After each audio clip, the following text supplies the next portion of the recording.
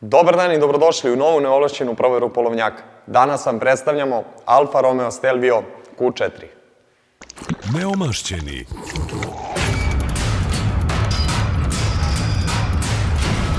Neovlašćeni serviser.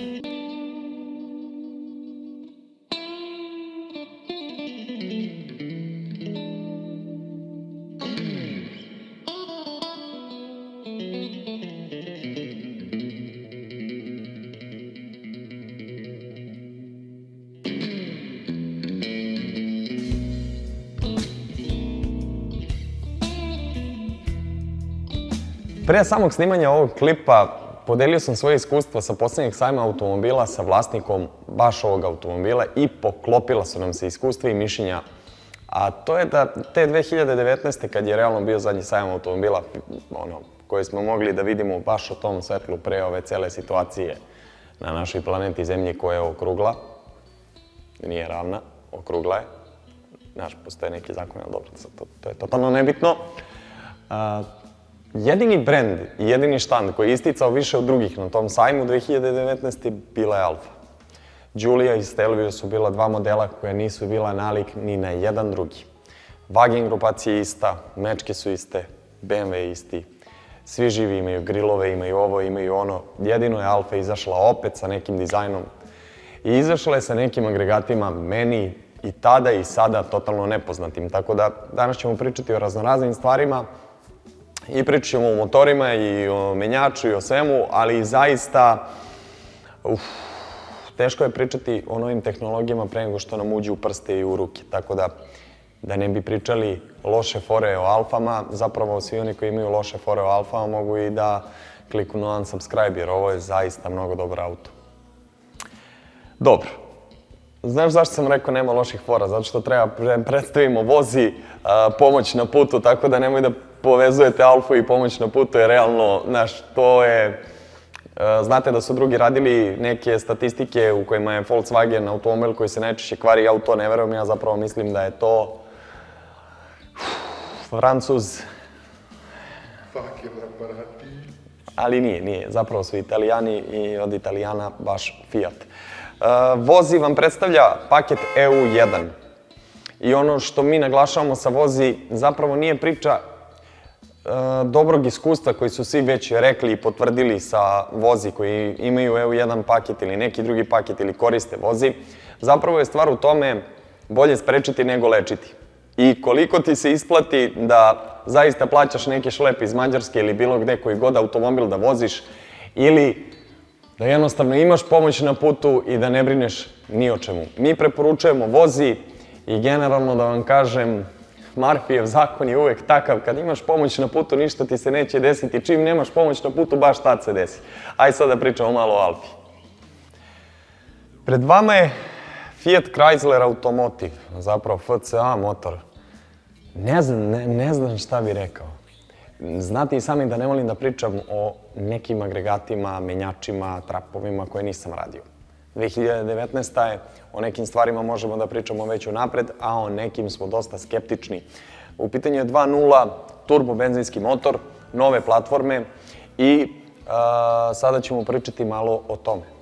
2.0 turbo benzinac, na prvi pogled izgleda ti kao mali motor ovde, a zapravo ono što je fora sa Stelvijom i sa Giulijom jeste da u njih ide i 2.9 V6 motor koji zaista zapreminski uzima dosta više nego ovaj četvorocilindrični. Na njega je naravno u nastavku ka kabini povezan osmostepeni automatski ZF-ov menjač s kojim nema greške. Pričat ćemo i o tome nakon ovoga. Vidiš PK razvod, vidiš u kakvom stanju su remenice, motor ima pogon na lanac.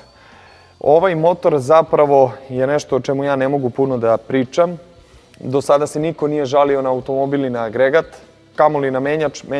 Menjač je već oproban jako, ne samo u Alfi, već i u Jaguaru, već i u BMW-u i u... Šta smo još zaboravili? Nije, imamo još negde. Imamo još negde. ZF-ov menjač osmostepeni ide u gomilu automobila. Fiat Chrysler zapravo kad se udružio, došao je na ideju da pravi nove agregate. Imamo u Stelviju i 2.0 četvorocilindrični turbo benzinac, imamo 2.2 JTD Multijet, imamo 2.9, naravno V6. Gde ide taj motor još? Wrangler, Jeep, Chrysler, Jeep, zato što se izvršila ta simbioza sa Fiatom i sa Chryslerom, tako da ovaj motor možete naći i u Wrangleru, možete naći i u nekim drugim modelima automobila. Ono što je specifično jeste da je novi agregat, nemamo još iskustva kako će se ponašati nakon 200.000 km, ali ono što unapred znamo da eksploatacija novih motora nije kao ranije. I to je ono što sad već dolazi na novim prezentacijama automobila, na materijalima o kojima mi pričamo, dolazimo na veliko razočarenje. Jer ono što su velike korporacije shvatile jesu da ne žele da zaista iz Nemačke onaj Poljak ili Turčin na 270.000 proda tebi auto i ti voziš još 270.000 i taj auto bukvalno ne može nikada propadne.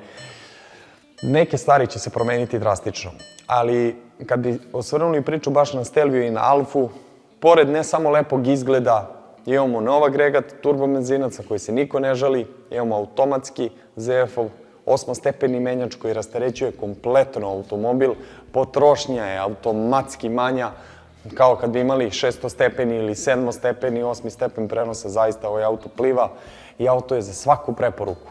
E sad, pre nego što krenemo pričamo o cenama, pre nego što krenemo pričamo o nekim detaljima, šta treba gledati prilikom kupovine ovog automobila? Svakako počet ćemo od toga što kad imamo pristupačno ovako neke stvari, poput ekspanzionih posuda za antifriz, proverit ćemo jednu ekspanzionu posudu, proverit ćemo drugu, obe su naravno ekspanzione posude na maksimumu, proverit ćemo u kakvom stanju je PK razvod, proverit ćemo da li ima negde curenja ulja, proverit ćemo u kakvom stanju je turbo s ove strane, da li su negde prepajane žice, da li je negde s ove strane ovde savijen vezni lim, ovde imamo grede, prođi slobodno ovde da vidiš prednju gredu, aluminijumsku, sad kad smo kod aluminijuma počet ćemo pričamo i nekim drugim stvarima vezane za marinijum, za aluminijum, ali prvo završimo ovo. Znači imaš dosta prostora da gledaš fabrički auto kako je izveden, fabrički auto kako je sastavljen, sve prepravke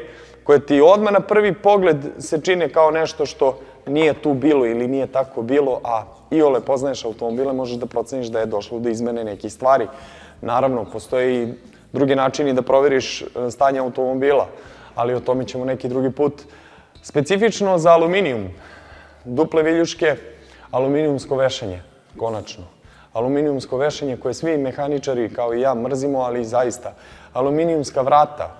Aluminijum je bukvalno na ovoj Alfi učinio, bilo bi dobro kada bi bio karbon, ali onda ovaj auto ne bi iznosio toliko, iznosio bi puta 2 toliko, ali aluminijumska vrata, aluminijumsko vešanje, pola automobila je u aluminijumu, što je opet bolje nego da bude pola automobila u plastici.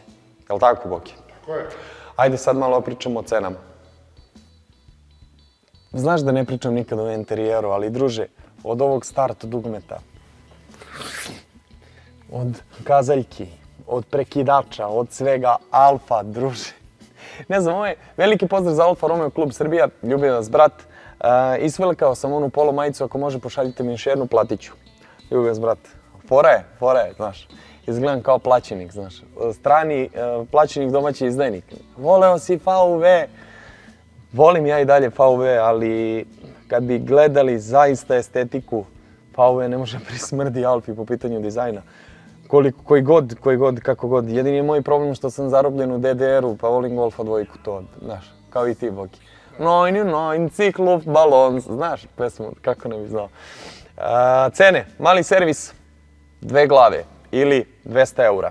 Veliki servis, pošto ima lanac, mi kažemo nema.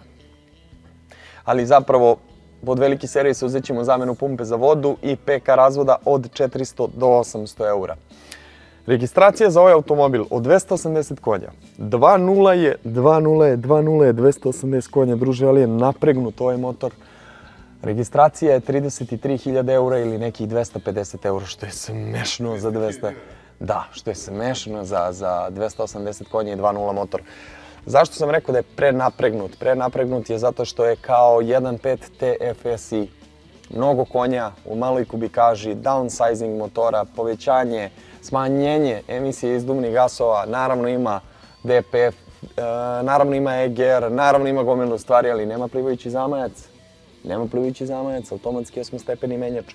Naravno ima 3 moda vožnje, DNA kao DNK kod, znaš, DNA kao DNK. DNA, kapiraš? Jer ti ga prebaciš pa dinamični mod, normalni, znaš, sve to kao sportski mod, ima sve to. Alfa ima svoju neku priču, svoj pristup automobilima. Imamo naravno šalterice na volanu, imamo osjećaj kao da će Kimi Räikkönen da se vrati još jednom završni krug u Alfa Romeo u Formuli 1, ali Kimi Räikkönen neće. Interesantno, ko nije gledao Kimi Räikkönen kad vozi Giovinazija, ja mislim da ga vozi u Giuliji ili u Stelviju? U Giuliji. Kad se Giovinazzi usere u gaći. Kimi vozi ovako, a Giovinazzi koji je vozač Formule 1. Polako Kimi, polako, znaš, koči nogama. Careful Kimi, careful. Careful. Don't tell me, da, Kimi, znači. Gloves and steering wheel. Subjektivno mišljenje, kupio bi ovaj auto na keca. Subjektivno mišljenje, kupio bi ga. Malo me nervira što Alfa Romeo, kao i svi drugi proizvođači automobila, ulaze u ovu sferu SUV modela.